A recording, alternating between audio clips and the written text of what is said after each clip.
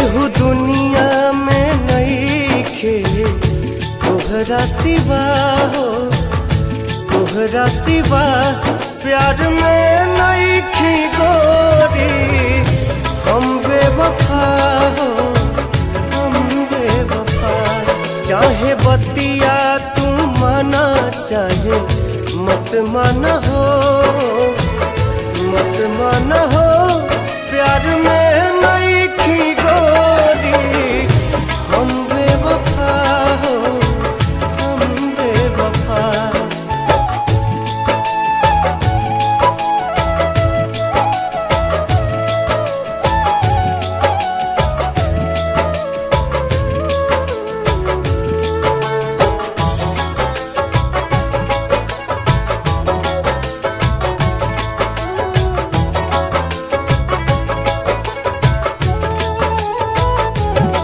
जब से तोहरा से अखिया मिलवले हई, दिल के धड़कन में तोहके बसले हई।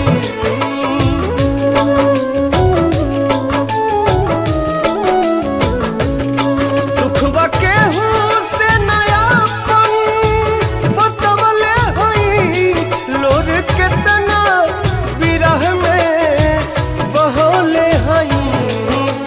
गलती समैया बा दिहले सजा हो, दिहले सजा।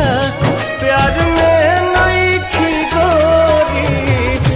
हम बेवफा हो, हम बेवफा।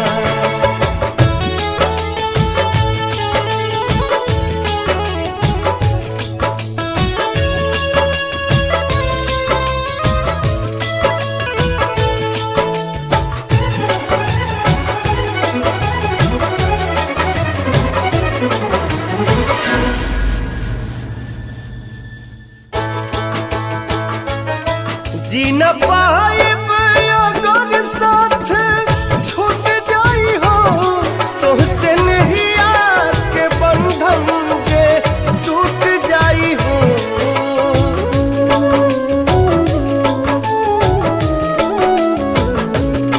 मन के नगरी से सुख सारा लुट जाई हो।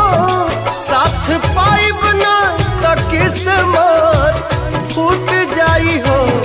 जान तू जान ला जान, तुहरे में बाहो, तुहरे में बा।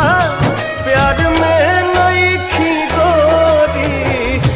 हम बेवफा हो, हम बेवफा। For more entertainment, log on and subscribe to www.youtube.com/Venus Regional. देखो यार, सबको खुश नहीं रख सकते आप। कुछ लोग तो हमेशा आपसे नाराज ही रहेंगे। अगर आप लोगों के हिसाब से ही चलोगे, उनके हिसाब से ही सोचोगे, तो खुद के फैसले तो ले ही नहीं सकोगे। इसलिए सुनो सबकी, पर करो खुद की।